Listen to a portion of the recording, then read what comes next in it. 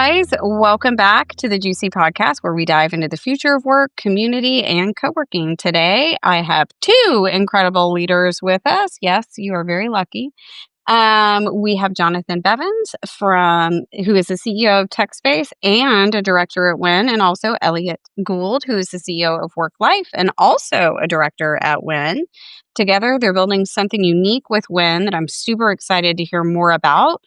We'll explore how it came about, what we've learned so far, and where this movement is headed. So welcome, gentlemen. How are we today? Excellent. Yeah, great. Thank you for having us. Thank you for having us. Oh, of course. It's my pleasure. I'm excited to hear more about this. Okay, so can you give our listeners, we're going to primarily focus on Win, but you guys both kind of do interesting day jobs. So can you just give us the headlines about what's going on at Work.Life and at Techspace? You go first, Elliot. So I'm CEO at Work.Life. We are a network of workspaces around the UK that focus on small businesses and teams, up to about 30 people. Love it. And CEO of Techspace. We've got sites in London and Berlin. We've got a kind of niche focusing on the tech and creative ecosystems. So we kind of create content and programming, as well as obviously providing the office space for that. Love it. That niche. Love it. So what exactly is Win? Do you want to go? Oh, no, you go. So I suppose our tagline is it's for operators and by operators, and it's essentially data collaboration. We are aggregating in an appropriate way, it's anonymized data from across the sector, which gives us insights into how the sector as a whole is performing, broken down into kind of regions of London and regions of the UK. Yeah. What else would you add? Because I'll have forgotten something. I think that covers it, right? We're a collective of workspace providers and filling a data gap that we see in the market, and we see ourselves as well positioned to fill that data gap. So, Elliot, how did Win come about? That's a good question. How did Win come about? This is not a new data gap. So this is, these are issues we've been experiencing as a sector for some time now. I guess the change really over the last few years that I've seen is a change in attitude towards collaboration and trust, maybe. And trust. Various people have tried to solve this data gap and unsuccessfully for different reasons. A large part of that is around trust. And what we've seen is that operators who maybe even 5 years ago were unwilling to collaborate, very much I win, you lose mentality, driven by a number of operators, but generally that was the feeling as a market, maybe even 5 years ago, and I've seen recently that start to change. So I think generally there's a sentiment now more of we're in this together. We're going to win as a sector. Excuse the pun. We're going to win as a sector. And not as individual operators. And therefore, the general attitude towards collaboration and obviously data sharing is a key part of that, has changed. I can actually say GC was a little bit of a catalyst as well. You had your moment in this. We had a panel at GC, I think it was 2 years ago.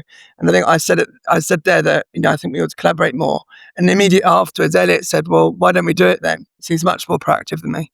So, list actually that kind of actually got us off the ground to actually do something. Liz was the catalyst. Yeah. No, perfect. I love it. Perfect. Well, it's funny because that brings up a couple of points for me. One is I remember that moment very well because I was super frustrated at that Juicy because that was the primary conversation is we need data. And I'm like, I can't solve this. You guys have to solve this, or your association has to solve it, right? And Juicy is not an association. And so I'm so glad that it happened because it's data you guys need. And one of the things that we have been literally talking about Juicy for 12 years, I have stood on stage and said, you are collaborators, you are not competitors. And when we act that way, it's just better for everybody. And here's the great news. you can't possibly build them fast enough for the demand coming your way. And that has held true since our first GC in 2012. There is plenty of room for more. Like, we just can't have enough co working. Even in London, you can't have enough co working. There's always room for more because just even in the way you guys described your businesses, they're very different. Different. You're going for very different markets. So that is fantastic. So is this strictly a yeah, go ahead. I was just going to add, the other the other thing is the problem has just got bigger and bigger. We're speaking about Yeah. a data gap. The Mhm. problem is bigger and bigger, and one of the reasons for that is that the way historically that we would get data on this market is through this network of introducers, these kind of third-party brokers.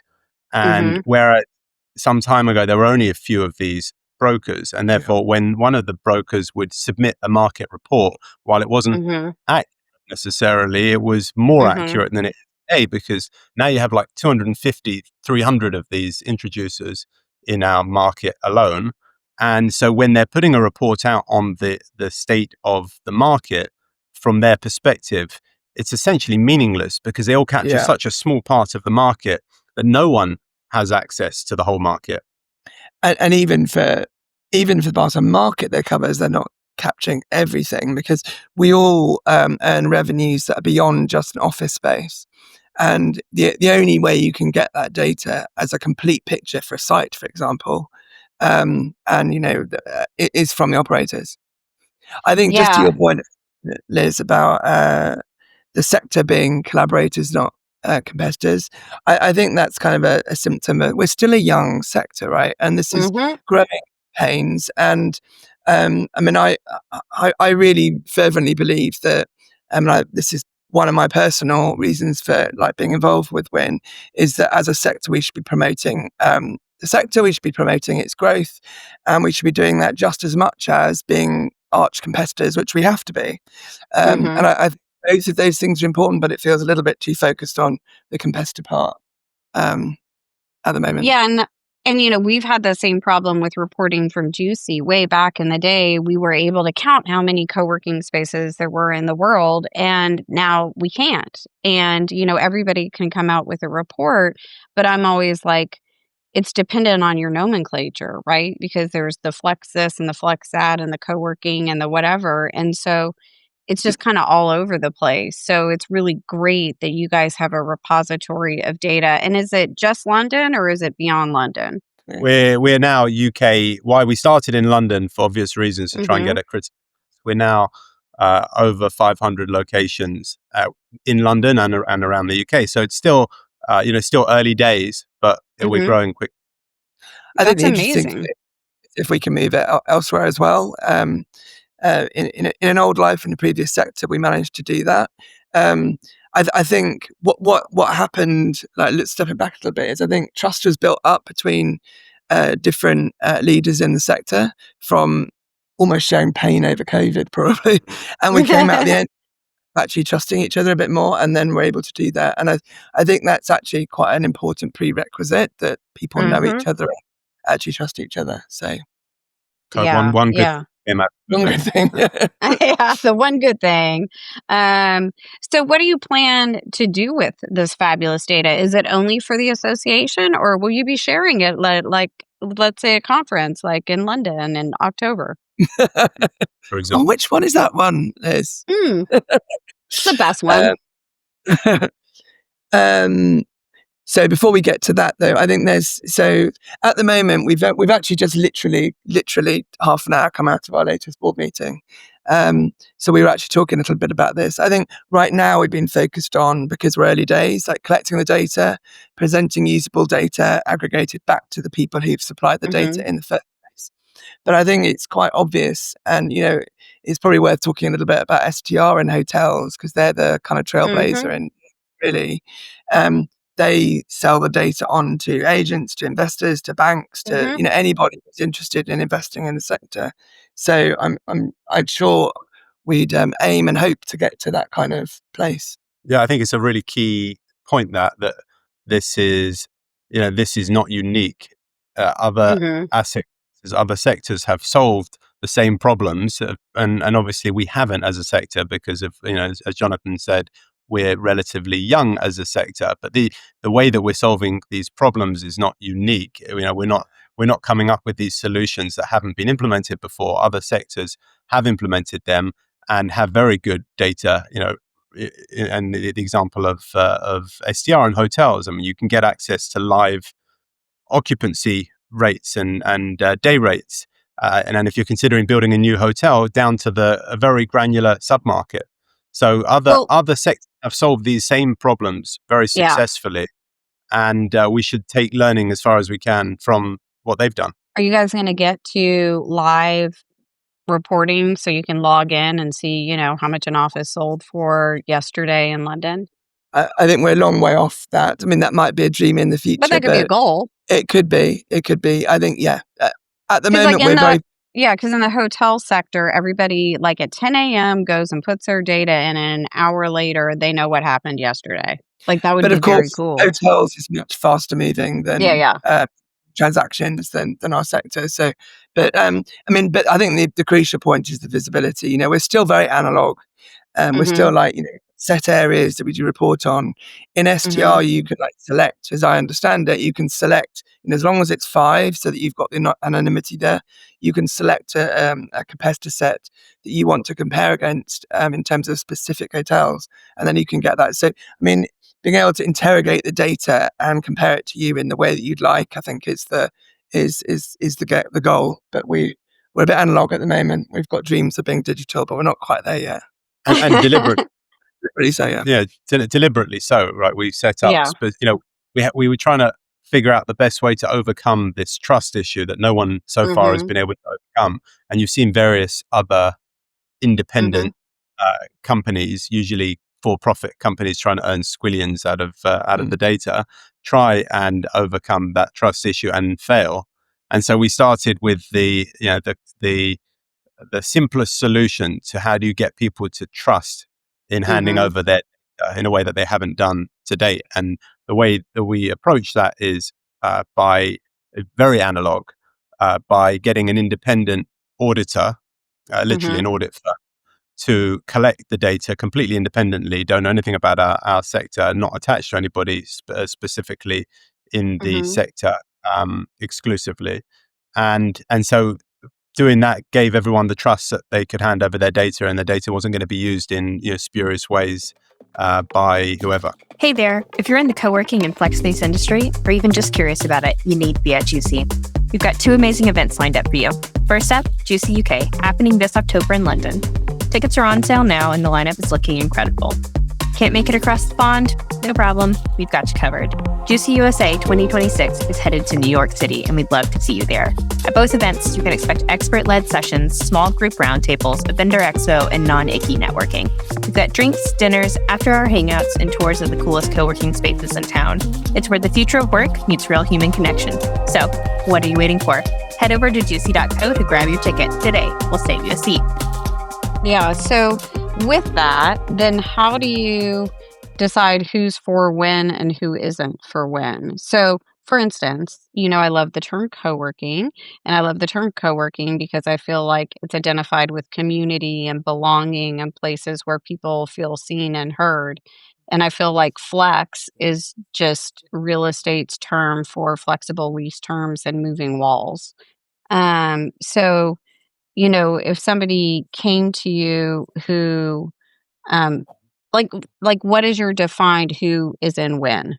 Like, how do you define what the workspace is that you want and when? Being open, we're still working through some of those issues. But I Mhm, mean, I think broadly, for me, it's any operator, 'cause it's got to be an operator, who's working in a similar field to us in terms of the way they're selling. So they've got a building, they've broken it up into units or co-working spaces or whatever, but they're monetizing space across a number of mhm, members, and they're doing it in relatively short-term contracts. mhm, Um, mhm, but whether it's got desks or not, or Wi-Fi included or not, or rates included or not, that's all flavors of the mhm, product. It is selling short-term space to companies that need that ability to change, upscale and downscale their space. Would you agree with that? Or is that? No, and it's completely the right question to ask, by the way, Yeah. because no one is clear on the terminology.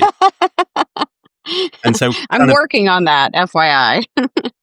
yeah, and we are too, because to do what we're doing, everyone needs to be working off a kind of basic terminology and definitions Mhm. Yeah. an example is we've been bringing on managed operators recently, and Mhm. the trouble we've had is no one knows what a managed operator is. Yeah. So we've got a real diverse set of members now from kind of Workspace, who obviously one of our bigger members and are have a different model in many cases to other operators. You've got Yep. kind of what you may consider kind of, you won't like this term, but kind of pure flex, where everything's Mhm. included.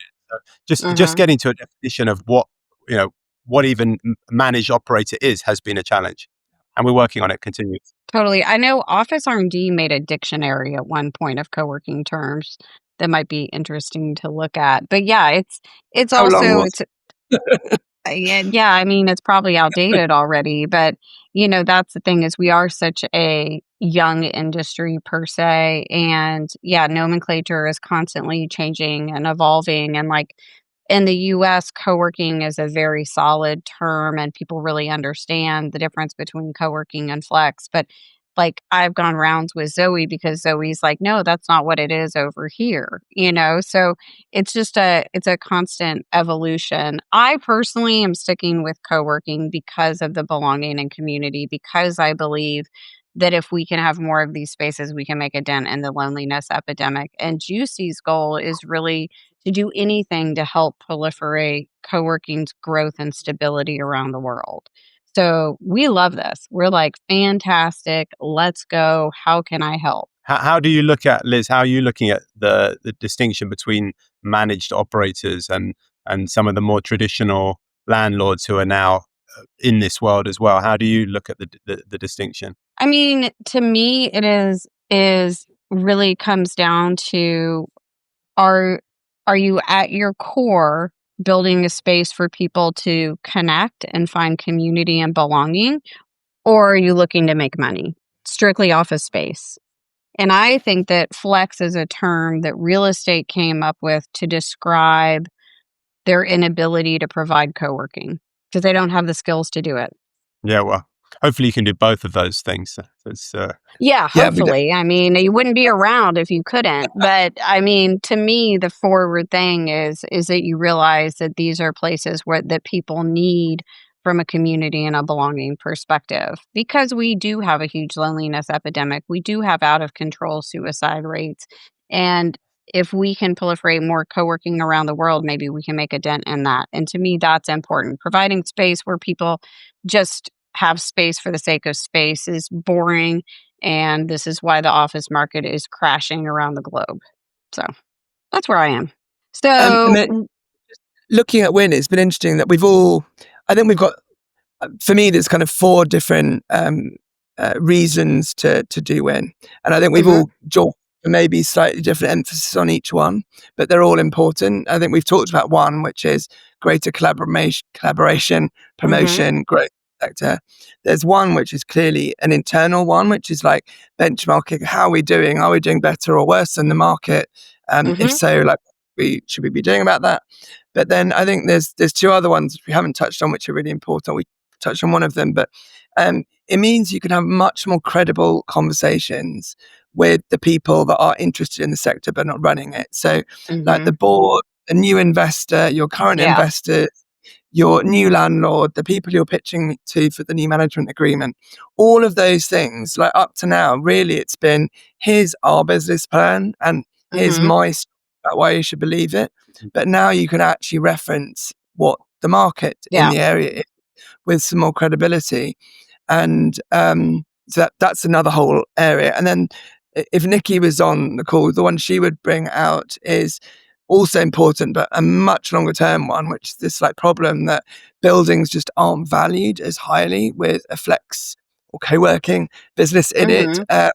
as a hotel, and there's no real reason for that. Our revenue Right. streams higher quality in many ways than hotels, and yet we're valued much lower in terms of freehold. So the more that we can bring data sets together to help people understand the business and institutional investors to understand it, hopefully we can close that valuation gap. Yeah, for sure. And I think those are very important points. We definitely have a problem primarily because I think most of the industry felt that when WeWork failed, co-working failed, and that's not the case. And so Yeah. we've got to constantly combat that story. But I feel like, honestly, I very recently have felt like it's in our rearview mirror. And we're having a lot of great successes in the industry, from Industrious selling for $800 million. And we were getting a huge investment and being profitable for 2 quarters for the first time ever. I don't know about over there, but over here in the US, like, we're seeing a co-working spaces opening somewhere in the US every single day. We are seeing people get money. We are seeing people growing like crazy. We are hearing people say really great things that are like, we're going to have 200 locations in the next 3 years. And so we're seeing tremendous momentum. And so I think your timing on this is fantastic, because it is needed, because they do need those numbers, and we do need to fix evaluations, because it's definitely clear over here, and Yardi may have some data on this, but if you put co-working or flex in a building, it actually dramatically improves evaluation. So that's an interesting one, because I thought we had data on that, and I'll go find out and get back to you on that. It's more the comparison between like a hotel and Mm, somebody from the sector. Like the valuation gap is massive. I mean, I don't know what the percentage is, but it's really like getting on for double, isn't Mhm. it? Something. And that makes no logical sense beyond the fact that there's not enough data to prove our business hmm model. Yeah. And Jonathan, you and I talked about this before, but I don't know if you've thought about it since, but I'd love to see this proliferate outside of the UK. Like, if you guys figure this out and can package it up, I bet you can license this around the globe. I think it's a really interesting idea. I mean, I think we need to we've still got some legwork to do to get it into a place where it's running smoothly Mhm. and deliver. We envisage it should deliver, but it then should be. I think you're right. It should be a model that should be quite easy to transport to other places. Mhm. Just like the hotel industry per se. Well, the problems are the same problems. The data gaps are the same data gaps, and ultimately, everyone needs to solve the terminology issues that we spoke about. And there's no reason Yeah. why they should be solved differently in the US to the UK. So Yeah, it's for just sure. it's hotels, isn't it? SGR, wasn't that Smith Travel Research? It was a family business Couple, in the yeah. Mhm. UK and it became global. So yeah. Yeah, I mean, there isn't any reason you can't do it. So, are there any challenges you guys have faced that you've had to overcome with this that you want to share, or not? Or Tons, something fantastic?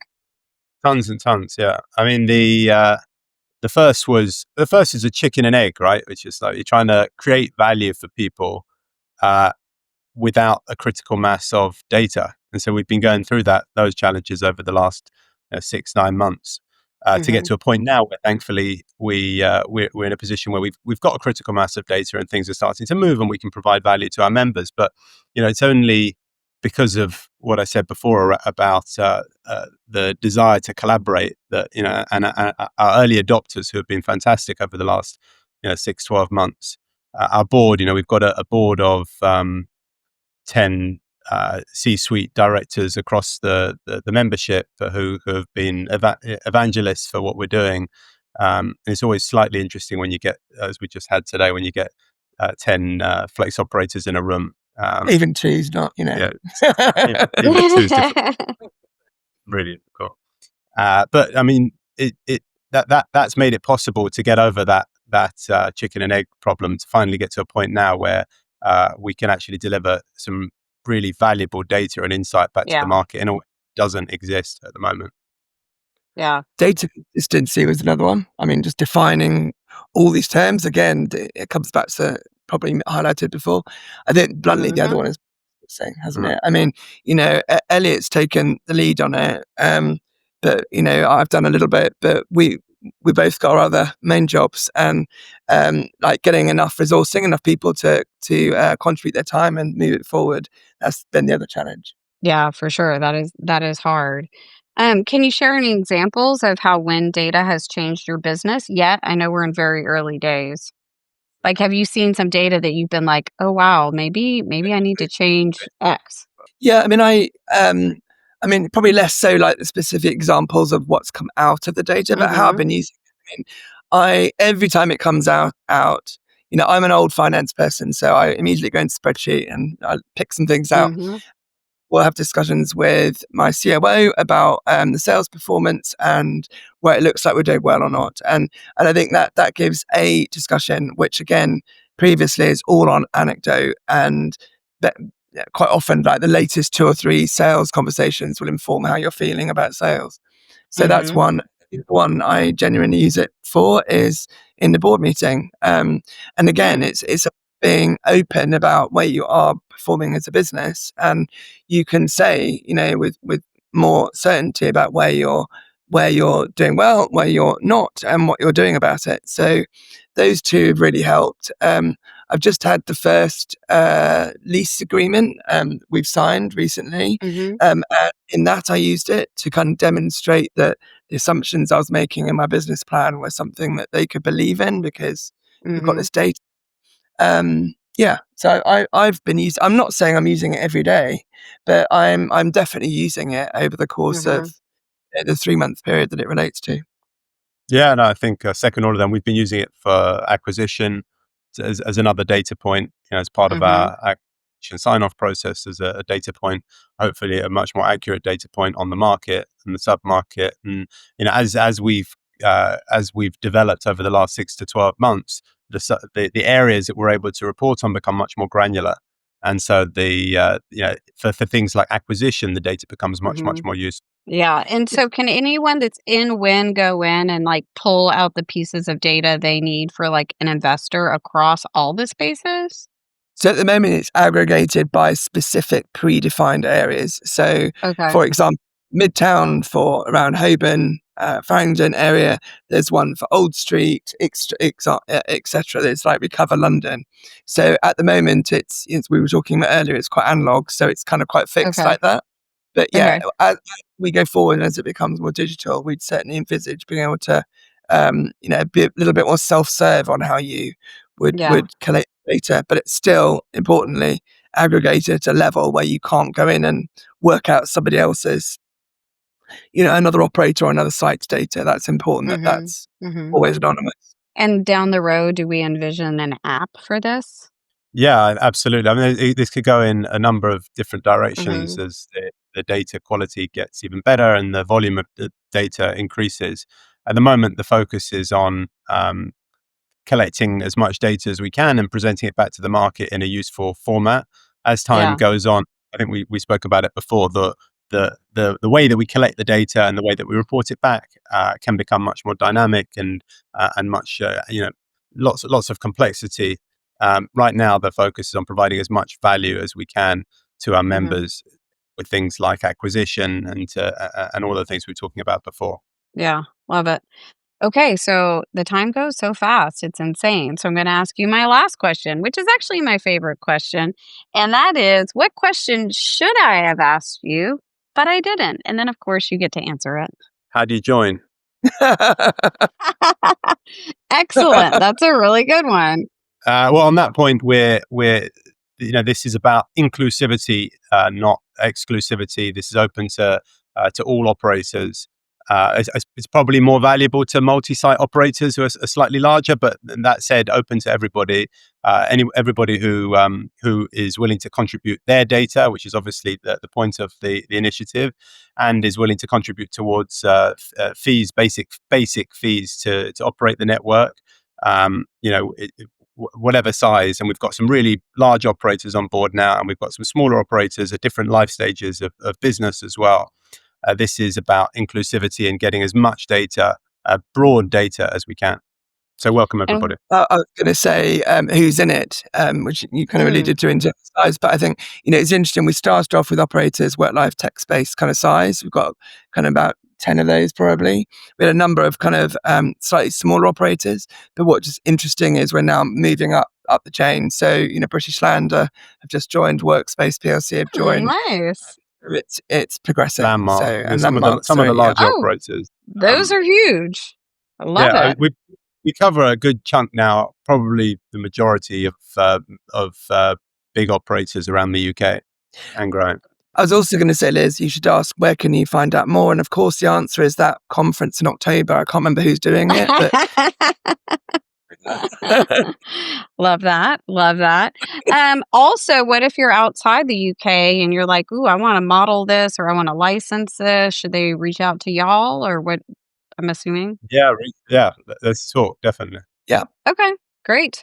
All right. and Well, I love it. Well, thank you so much for joining me today. This was so interesting. As I said, I love it. I think it's fabulous. I want the whole world to do it.